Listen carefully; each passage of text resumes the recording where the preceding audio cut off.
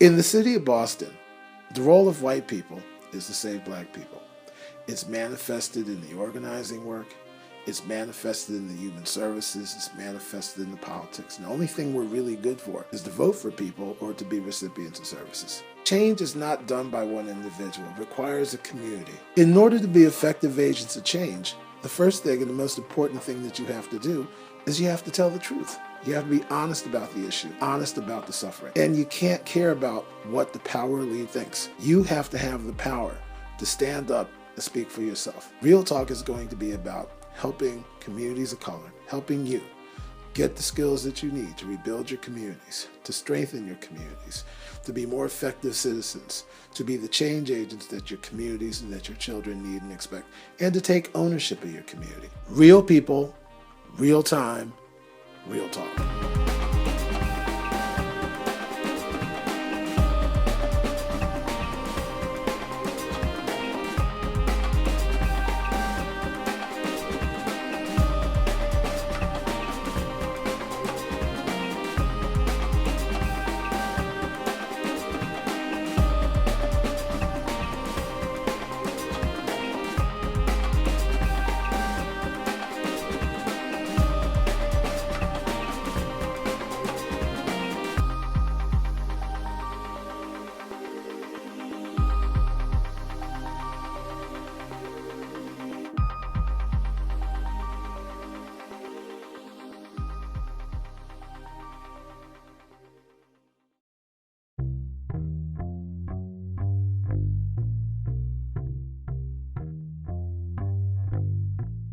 The recent Color of Wealth report, completed by the Federal Reserve Bank of Boston in 2015, highlighted the differences in both wealth and income across racial and ethnic class. This study, led by Ana Patricia Munoz, began in 2015 and ended shortly thereafter. The Color of Wealth report is part of the National Asset Scorecard for Communities of Color, which collected data across the United States in major municipalities that looked at the asset and debt positions of varying racial and ethnic groups. You'll find that the typical white household in Boston is more likely than non-white households to own every type of liquid asset. Close to half of Puerto Ricans and a quarter of U.S. blacks don't have either a savings or a checking account, compared to only 7% of whites. Whites and non-whites also exhibit important differences in assets associated with home ownership, basic transportation, and retirement. Close to 80% of whites own a home, whereas only 1/3 of U.S. blacks, less than 1/5 of Dominicans and Puerto Ricans, and only half of the Caribbean blacks are homeowners. While most white households own retirement accounts, only 1/5 of U.S. and Caribbean blacks and 8% of Dominicans have them. Although members of communities of color are less likely to own homes, among homeowners, they are more likely to actually have mortgage debt. In addition, non-white households are more likely than whites to have both student loan and medical debt. Hi, my name is Anthony Poore, and I've been asked by my friend and colleagues here at the Union of Minority Neighborhoods to talk a little bit about the situation experienced by thousands of people of color, not only here in Boston, but throughout the country. And really, what are some of the underlying causes or reasons for the tremendous amount of wealth and income inequality that we're experiencing today? As we know, this is part of the national discussion, as it should be. And it's something that as a country and as a people that we need to be thinking about earnestly and in an authentic way that allows us to identify our differences with the hope and the aspiration that in some way it'll bring us together as a people. Now, with that being said, we have the benefit of a recent study completed by the Federal Reserve Bank of Boston, led under the direction of Ana Patricia Munoz, that looked at the color of wealth here in Boston. And for the first time ever, it broke down wealth and income based upon country of origin or ethnicity or language spoken. Black and brown people have only a fraction of the net worth when compared against their white counterparts. Their white counterparts have a net worth on average of around $247,500. Now for US-born blacks and Dominicans, that's close to zero. Now comparatively speaking, when you think about those of Caribbean descent, those persons of color, their average net worth is $12,000.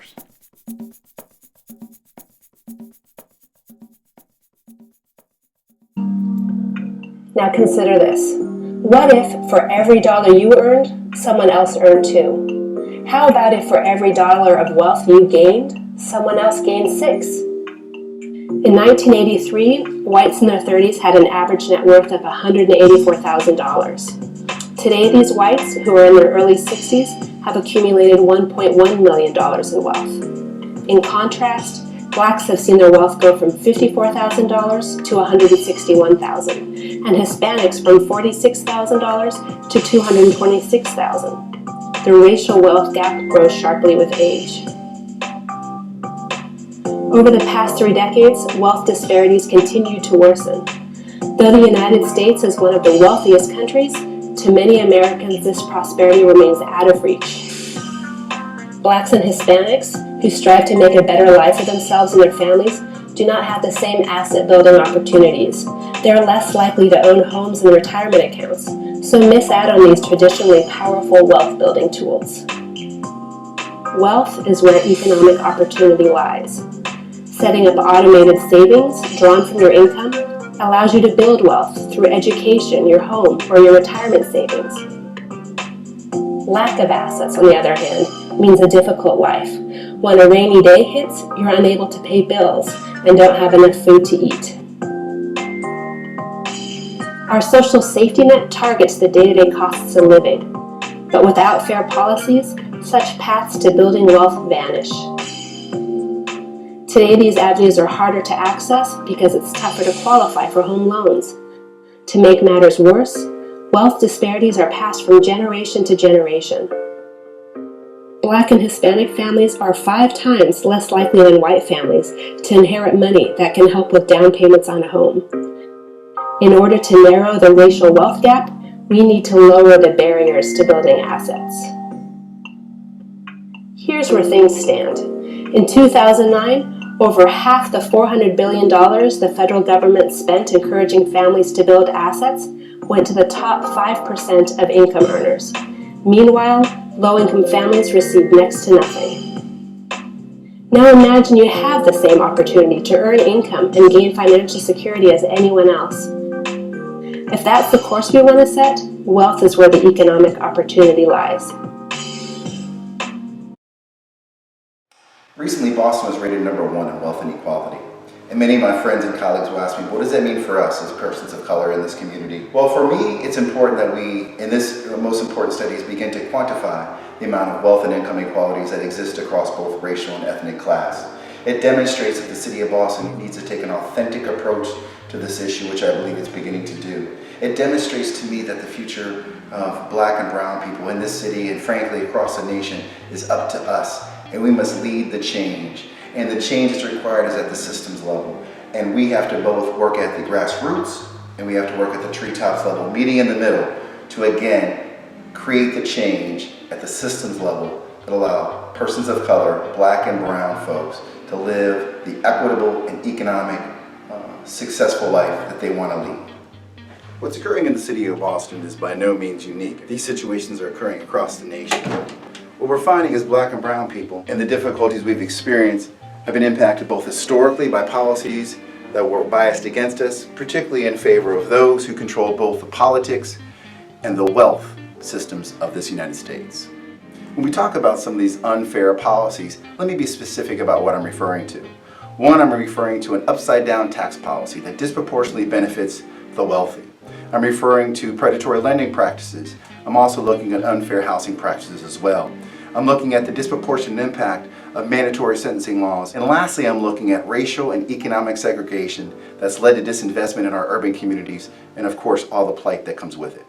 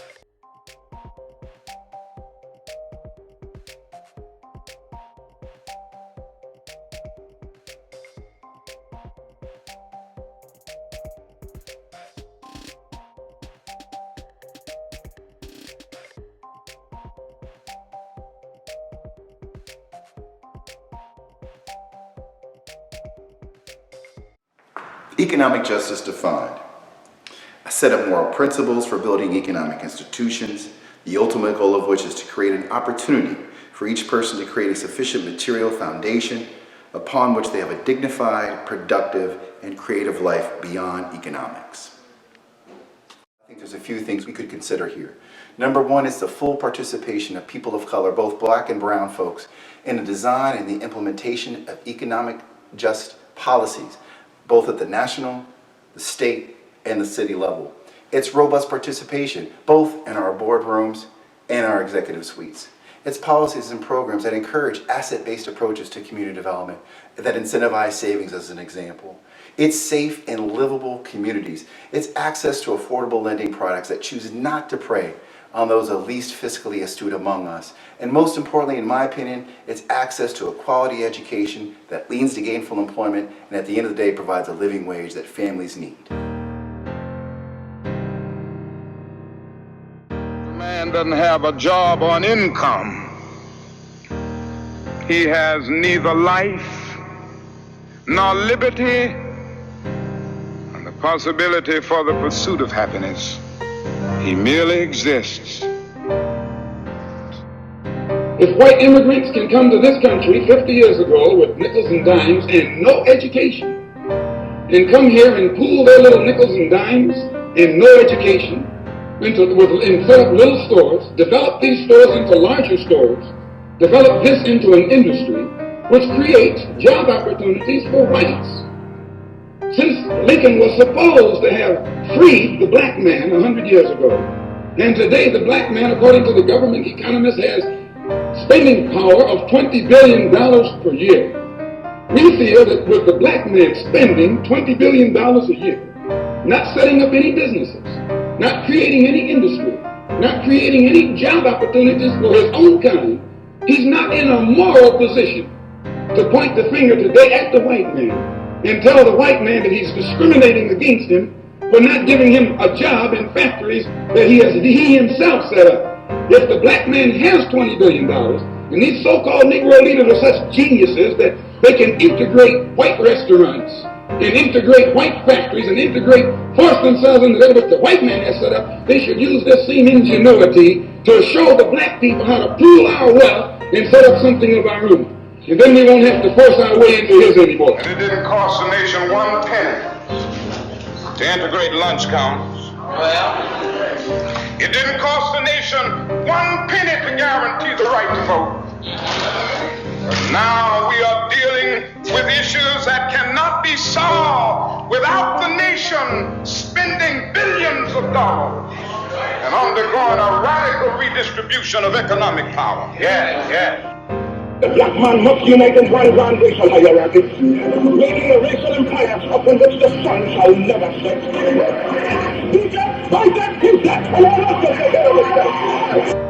We don't waste our time on 125th Street, but you can reach more people in the street who want to change than you can in the bourgeoisie society, the bourgeoisie church, and the bourgeoisie circles. Our program is directed toward the man in the street. So we spend our time in the street, and what we do with that man, instead of trying to change the white man in your mind, make you accept us, we change the mind of the black man and make him accept himself. And as soon as he accepts himself, he'll solve his own problem. He won't be trying to force himself into your factory and into your bedroom and into your kitchen. All labor has dignity. But you're doing another thing. You are reminding not only Memphis, but you are reminding the nation that it is a crime for people to live in this rich nation and receive starvation wages.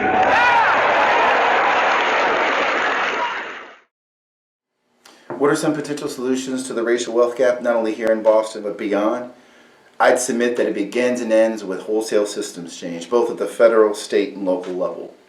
That begins with an authentic and honest assessment of where we're at today and formed in part by the recognition of the policies and practices that got us here in the first place.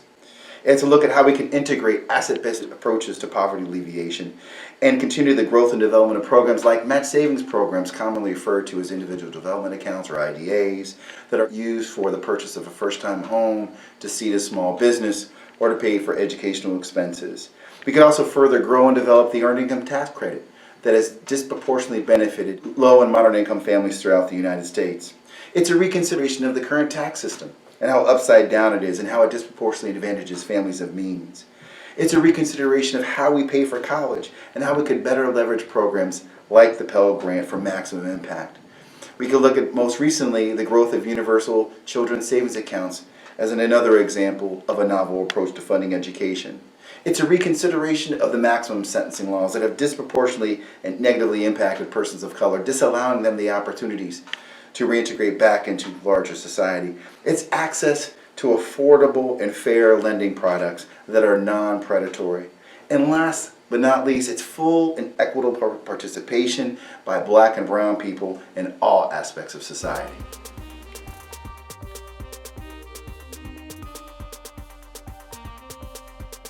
I want to thank the Union of Minority Neighborhoods, in particular David Corbie and Horace Small, to allow me to participate in the Real Talk series and share my views and opinions with you, the viewer. I wouldn't leave this video without encouraging you and asking that you participate fully in the process.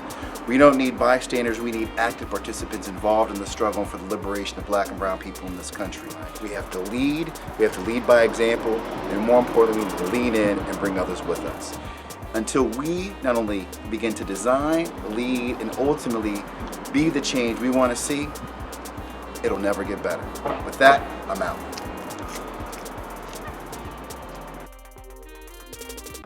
To stay up to date with all things UMN, like the Real Talk series, follow us on Twitter, like us on Facebook, or check out our website,